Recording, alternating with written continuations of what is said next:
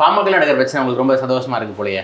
அனுபவிக்கட்டும், எங்களுக்கு பண்ணாங்க அவங்களுக்கு நடக்குதுங்களா? அதாவது பாட்டாளி மக்கள் கட்சியை வந்து நான் குறை சொல்லலை. நீங்கள் அதாவது நிறைய பேர் அதை கேட்டாங்க. நான் ஒரு 2-3 ஊடகத்தில் நான் பேசுகிறேன். அதிமுக கெடுக்க நினைச்சாங்க, ஓபிஎஸோட வந்து கெடுக்க நினைச்சாங்க.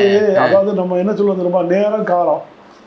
அதாவது பாட்டாளி மக்கள் கட்சி வந்து அன்னைக்கு 10.5% வாங்கி தென் மாவட்டத்தில் வந்து இந்த சூழ்நிலைகள்லாம் வந்தது. அதுக்கு கடந்த காலம் அம்மாவோடைய பிரச்சனைகள் அதெல்லாம் நான் நிறைய சொல்லியிருக்கேன்.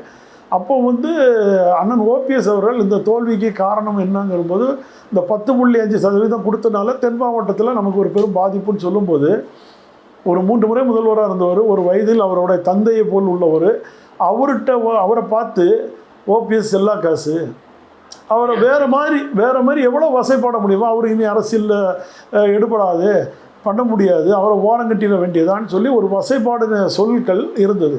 அதை வச்சு நான் முகநூல் பதிவு போட்டேன். அண்ணன் புகழேந்தி வந்து ப்ரெஸ் மீட்டு கொடுத்தாரு. ப்ரெஸ் மீட்டு கொடுத்த அன்னைக்கு அவரை தூக்கிட்டாங்க.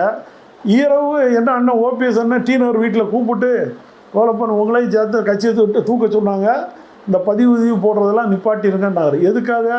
அன்புமணி ராமதாஸ் அண்ணன் ஓபிஎஸ் அவர்களை வசைப்பாடிய சொன்ன காரணத்துக்காக எடுத்தாங்கன்னு சொல்லும்போது அந்த உணர்வு எங்கள் நெஞ்சில் வந்து ஒரு கரு விஷத்தை மாண்ட மாதிரி மனசுக்குள்ளே இருந்து